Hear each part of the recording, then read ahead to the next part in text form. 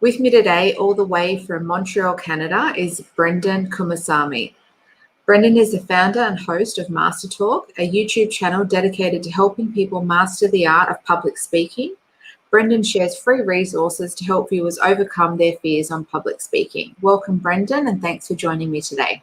Of course, Chris, it's such a pleasure. Thanks for having me. So, Brenden, you've been on a few podcasts and I've watched quite a few of your YouTube episodes. So I hope being on this podcast will push you out of your comfort zone a little bit. And I'm probably, as I said, going to break all of your rules, as I'm not a huge fan of public speaking myself. And it's also 5:30 a.m. in the morning over here in Australia on a Sunday. So I've gotten up early for you.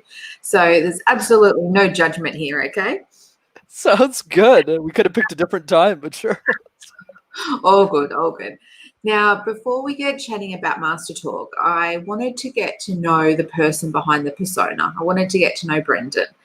And I've heard you say before that if there's one word to describe you best, it would be impact. But then I also heard you say insane. So I wanted to ask, which one was it? Is it both? And why are those words important to you? That's a very strong way to start in the conversation. Even I have to rethink that inconsistency myself. But I would say it's both equally. Probably insane impact is a way of summarizing it. But if I had to pick one of the two, definitely insane is probably the one I would go with. Because I always believe the people who make a difference in the world, Christy, are the people who aren't afraid, or who are afraid, but despite that fear, deviate from the norm, because it is by deviating from that norm that you start to find new ideas. I mean, look at me. I'm not 22 anymore, but when I started Master Talk, I was. And I coach C-level executives. How does that make any sense on communication? It's so ridiculously weird. But I also karaoke in 8 different languages, and I live in my mother's basement. All weird behaviors. And I think it's that weirdness that allows us to create something truly unique, because there's only going to be one version of us for the rest of the world's history as long as we're alive. And I think by leveraging that insanity, it can load to a bunch of crazy stuff, whether it's showing up on a podcast at 5:30 a.m. in the morning, creating a YouTube channel on public speaking. How does that make sense? Or starting a cupcake business in your garage, right? I think that's the secret sauce. Absolutely. And I was going to get on to, coaching executives a little bit later, but you've mentioned it now, so let's talk about it. So you're quite young. I'm not sure of your exact age, and I don't even know if it's rude to ask people anymore of how old they are. I can say I'm 24 now. So you're young. So how do you go about coaching executives, and especially, older executives that are definitely stuck in that sort of old school mentality? How do you get around that, and how are you able to sort of turn their unwillingness to be able to learn new things into the things that you want to teach them? Yeah, here's the secret sauce, Christy. And it applies for any business or any idea that you have. Never sell someone who doesn't want to be sold. If you have a cupcake business, I'm sure cupcakes taste amazing, but don't go selling somebody who's eating salads every day. It's not like they hate you, it's just they just don't eat cupcakes. Same thing with the coaching. I struggled so much at the beginning getting clients, especially the ones that were much older than me, because they wouldn't take me seriously, even if I had the results. But what happened was I focused on the ones who knew the value, who saw the Master Talk YouTube videos and said, this guy actually knows something, and just focus on those people. I think what most people don't understand is you don't need a lot of people to say yes to build a business. Whether it's coming on a podcast, sure, for every yes I get, maybe there's 20 other people who go, no, we don't want you on the show. Your videos suck. It doesn't really matter, right? You focus on the people that are most aligned with what you believe. And if you have enough number of those people, you'll be successful. So today I don't really go chasing clients. I have a pretty thriving practice. And that would be my advice for everyone. If I could coach people double my age and obviously have the results to back that, not just coach random subjects for random people, but you can do that as well if you're as good as you say you are on the market. So, you're 24 and you've finished your accounting bachelor degree back in 2018. At Concordia University, so I hope I'm saying that right. And prior to that, you studied social sciences and commerce at Dawson College. I'm not sure about how the education system works in Montreal. So could you just explain the difference between your college and university? Yeah, sure. I don't get that question a lot, but I'm happy to. So the difference is in Quebec, specifically in the province I'm from in Canada, there's a concept called cégep, which is French for cégep. Essentially what that is the transitionary period between high school and university. So you spend 2 years not spending a lot of money, like most tuition fees is like in the US are insane. You spend like $200 a semester just to figure out if that's actually what you want to do. And then you move on to university. So I went to Dawson for 2 years. I studied in social sciences, very generalized studies. And then after those 2 years, I went on to university. So that's the difference. So with accounting, what made you choose accounting over anything else? It's very simple. I looked at all my grades when I was a 12-year-old. The career advisor said, you got to figure out your life. And of course, no 12-year-old wants to figure out their life at that age, or even today, even if you're 30, you still want to figure your life sometimes. But I said, hey, look, my parents are factory workers at minimum wage. I should probably figure out this career thing. So I went home, looked at all the list of careers, saw that on my report card, I only had 180 and everything else was less than 80, let's just say by a lot. And that was mathematics. So I made the decision to be an accountant and never changed my mind until 2 years ago. Wow, that's a young age to decide what you want to do with your future. Because I know in Australia, we have careers advisors, but they really don't start to get involved in your life until you're 16 plus. And then, by the time you're 17, you're sort of graduating high school. So that's really quite young. Do you think you sort of stuck to your guns because you just decided that and you were good at math and you just didn't want to deviate? And if you did deviate, that was a bit of a, I suppose, outside of your comfort zone? Yeah, so that's a fascinating question. So the way I think about it is there's always two paradigms, right? Because you never know if the decision you make is the right one. I mean, who would have thought? I mean, the last thing I would have thought I was going to do was to make YouTube videos. I honestly thought that was for rich white people. Like, I just didn't understand. That's how lost I was when I was a young person. Never wanted to do that. But what happened, so what I do is I have one decision that I make, and then the other side of me is always questioning that decision, trying to find new, better ways of doing things. So honestly, I made the right decision between the ages of 12 and 19. It made sense for me to be an accountant because it just became what I was really good at. I was good at math and I was bad at everything else. But the second I got the job, so I worked at PricewaterhouseCoopers for a year or so, which for those who don't know is an accounting firm. But for me, I used to think it was a water bottling company. It's how lost I was because it's like Price Water. But anyways, so I started working there. And then I said, hey, wait a second. This accounting thing's great. But I started doing competitions, presentations competitively. And I noticed that there's a career called consulting that I didn't know of that existed, like at IBM and companies of the sort. So that's what led me to go pursue a career there and ultimately changed my mind. And even now I'm changing my mind from that to being a YouTuber and coaching executives on communication. It's all bizarre. But the point I'm driving is you have to always be willing to make decisions, because if you don't make decisions, you actually won't move forward. So if I never made the decision to be an accountant, it wouldn't have led to me going to IBM and consulting. And I never even would have built the communication expertise to even do Master Talk today. That's the point I really want to drive. Always keep 1 foot in, 1 foot out. 1 foot in is you're moving forward towards whatever decision you need to make, which wasn't saving the world 5 years ago. It was making money so I don't die. And then as you're making those decisions, you get more and more income. Your choices get better. You start to get more wins. And then after that, you start to change the decisions that you're making. So as you mentioned, you've worked for PricewaterhouseCoopers, which is, one of the big four, as it's put. And then now you're working with IBM. And I did want to ask you, at IBM, that you're in an entry-level consulting program, which, I understand is a 2-year leadership development program. And I think given the fact that you've already worked for PricewaterhouseCoopers and you've been in venture capital, how did you view that role? Because I know larger organizations, they say entry level and they're not really. But how much of a, I suppose, value do you put on the role and the actual title that they give? Or do you look to it more as the experience that you're going to gain? The answer is both, Christy. So it really depends what your goal is, right? I think a lot of people underplay big corporations as a career choice. They really think about it and say, like I should go work for this company and that company. There's not much thought into their career, and not many people think 10, 15 years out into who they want to be. And I think the biggest advantage of working for a big corporation is that you know exactly where you stand at the company in 10 years if you do well.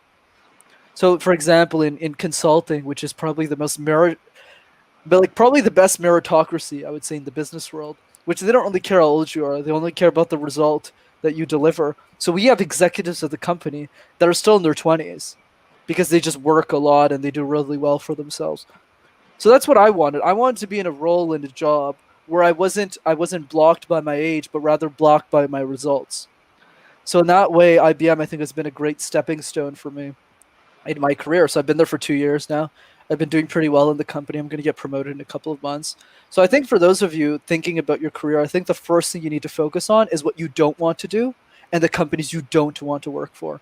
The reason starting with don't matters a lot more is because it makes the list smaller and it's more empowering of a decision rather than picking the ultimate career that you can't change for the rest of your life.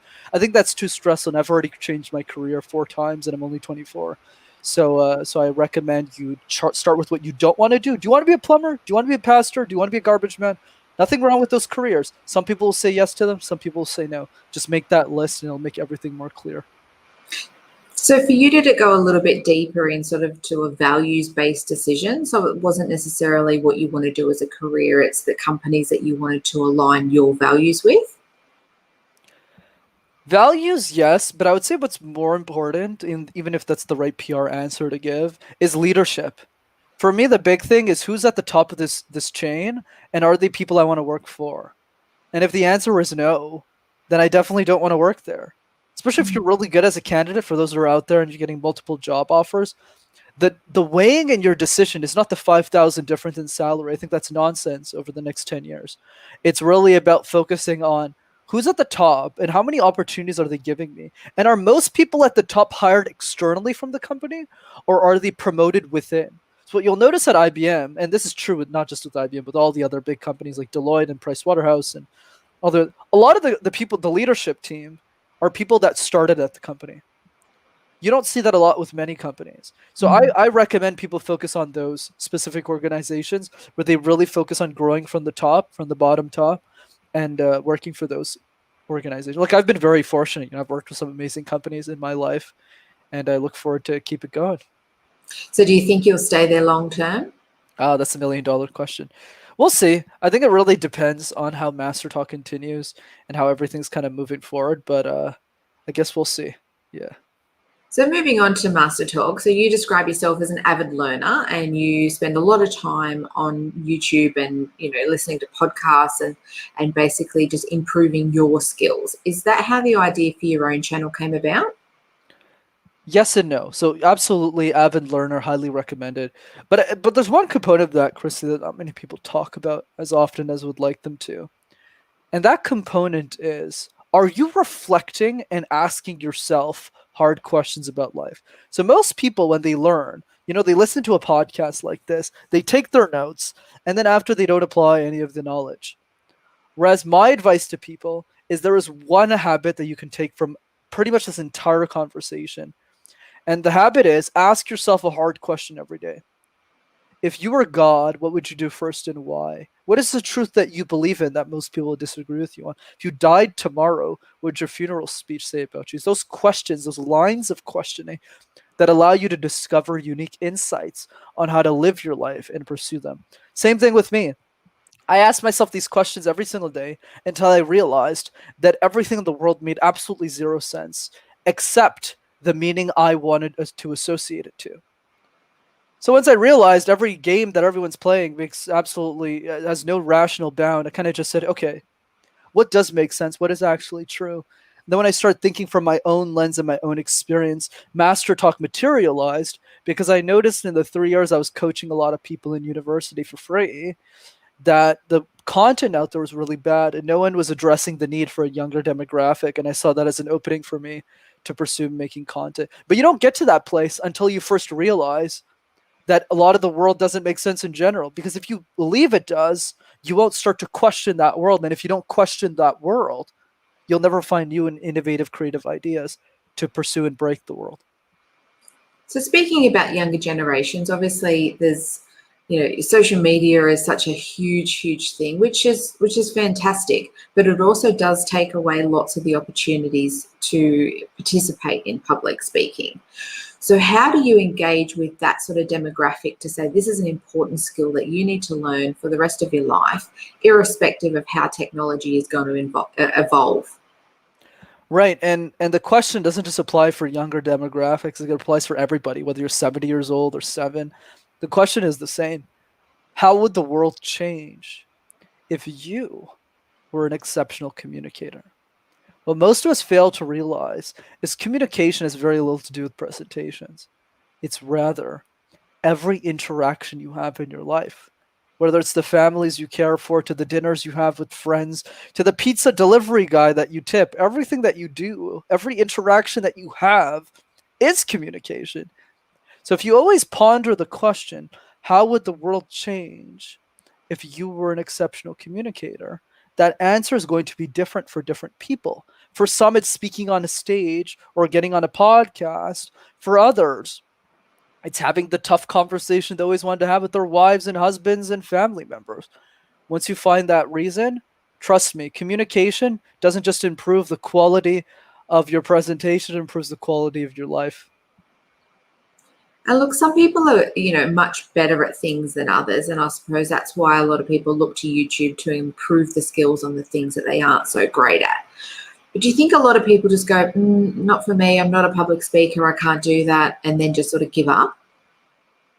Absolutely. And this is true with all skills, right? Basketball, people, sports, or really anything.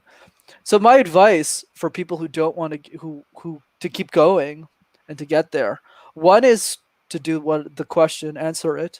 Wait, how would the world change if you were a great communicator? Create that incentive for yourself to do better since you understand what the goalpost is. And the second one is to build a system of community around you. I'm a big fan of Toastmasters personally. I think it's a very inexpensive way of gaining more exposure and finding a group of people who are like-minded, who will push you forward. And then, of course, the third one, if you have a budget, I would hire a speech coach to get that done faster. But other than that, really, I think most people are listening should just go to a Toastmasters club, find other people who want to achieve the same goals as them, and just work together. Yeah, I think that's really important to surround yourself by people that have the same sort of aspirations and willingness, I suppose, to learn and to better themselves, because, we're all not going to get great at absolutely everything, but we need to be able to want to try to improve the things that we're not so good at. Oh, yeah. You started Master Talk, I suppose, with, I believe, the intention of being able to help people with public speaking because you were doing it for free through university and you did learn your skills whilst at university. What made you want to start a YouTube channel, though? Yeah, I still wonder that myself. But I would say the big thing was I just realized for YouTube specifically that when I was trying to translate what I was coaching the students on in the in-person workshops, when you have me in the same room as you, kind of walking you through public speaking, I've just thought about what's the best medium to scale this knowledge. Because I never really wanted to be a YouTuber or a content creator. I want to be an executive of a company, and that's what I'm still on track to being. I think what happened, it was just a series of random events and just myself watching other YouTubers and being inspired by them, that it just clicked a light bulb in my head that said, wait a second, isn't the best way to learn public speaking through a video if you don't have access to the facilitator? Not a podcast, or a podcast is still good, but like versus like a book or a blog, like that's like, it's not useless, but it's not as effective because you don't actually see me speak it. You don't know what the benchmark looks like. So now you hear me on a podcast and you go, okay, maybe I should speak a bit more energetically or a bit less energetically because he's kind of crazy, right? But either way, it's a better barometer. It's a better way of analyzing that. And YouTube channels are just easier to scale than a podcast in general. So it just made more sense for me to focus on YouTube, and it's paid out well for me. So YouTube has, a lot of rubbish on there, and it's got a lot of, I suppose, a negative connotation sometimes when people say, I'm a YouTuber. So how do you differentiate yourself, because your content is valuable and you are trying to improve other people and to get that message out there that's positive, not just, someone just playing pranks on somebody or something? like that, which, you know, yep, sure, it has its value with regards to making people have a laugh. But how do you say you're a YouTuber and get people to take you seriously? That's a fascinating question. I would probably slightly disagree with that because I think the connotation has changed a lot over the last decade. I think a lot more people are impressed when you say you're a YouTuber these days than it was 10 years ago because you're right. 10 years ago, a lot of the content used to be very much like you said. And I'm still a big fan of a lot of that content, to be honest, since I now know the challenges of creating YouTube videos. Because for me, it's easy, right? I just sit on a nice lounge in a suit shop and I just record. Whereas these prank channels, they put in a lot of effort to make those scripts work. So I have a lot of respect for them. But I think for me, the key is very simple. Create something that people want. You know, when I started Master Talk, I sucked on camera. I was terrible in my mother's basement. I just took out a phone and recorded something. It wasn't really good, but I kept practicing. I obsessed over it. I think I practiced I started it last year. I probably presented over 500 times on camera. And then at the 507th time, I was suddenly really good on camera. Then I invested professionally. So I think for me, the key, and this is how we've gotten older people to be clients of mine as well, Christy, is don't talk about your value in the market. Show them, right? It's like don't tell people you're doing something. Show what you can do. So I call it. Somebody told me this. I forgot who, but it's this idea of show, don't tell. Right, so people don't need to look at my YouTube videos. I bring the YouTube channel to them. I say, watch the videos. Let me know what you think. Like I send one, they go, wow, this is really good. Or they say, wow, this is really bad. I don't care about public speaking. But for the people who do really care about public speaking, for them, my channel is a gold mine, and I really want to focus on those people. Absolutely, and I do think it's a gold mine because you have a really engaged audience. You know, the people that watch your content, I suppose a lot of YouTube content, people just watch it and might just sort of scroll through, but you have a super engaged audience that really interact with you through comments and things like that, which is a really challenging thing to have happen. Why do you think that is? And how do you come up with the different content to keep them engaged video after video after video? The answer is actually very simple. Conversations like this. Most people don't understand that the way to get to thousands of followers is to have thousands of conversations, right? So you mentioned at the beginning, that I've been on a bit of podcasts, right? We know that number is a bit more than a few since you've clearly done your homework on me. But the point I want to draw for everyone who's listening is if your goal, at the end of the day, you need to understand that the people who are watching you are real people. So if you want to create something of value, you need to talk to those people. And I'd even push the analogy further and say have dinner conversations with them. Know them so much that it shocks them. Right? Be obsessive about them. So I talk to 6-year-olds, 70-year-olds. I have dinner with all these types of people, and they inform me on how to make better videos for everybody. And it's been through that experience that I've been able to build those relationships. And I also answer every single one of my DMs on Instagram with a voice message. I never respond with text. So people actually get me, right? Same thing with comments. I'm the one who responds to every single comment, right? I'm the one who posts all my videos. I'm the one going on the podcast all the time. That's how you really build community, not through some metric that you kind of hope for a video to go viral. I think all of that's nonsense, especially if you're a business owner.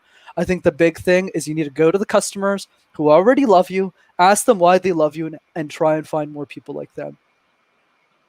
So do you think, as educational institutions, I think across the world, they teach us the real basic sort of skills, your English, maths, your science, and in your case, French. And it's just such a generic sort of way to look at education. Do you think that they should add in things like these softer skills, like being able to speak to people, communication, presentation skills? And how do you think we can get that message back to those institutions that these are the skills that people actually need to be able to be successful in their lives? I love that question. The way that I see it is, and this is for anyone out there with a crazy idea like mine. My opinion, the best way of doing it is to make your idea sustainable as possible in the shortest period of time. Go to the people who are the most likely to buy from you, whether it's a product or service, so you can scale really quickly and then tackle the harder institutions.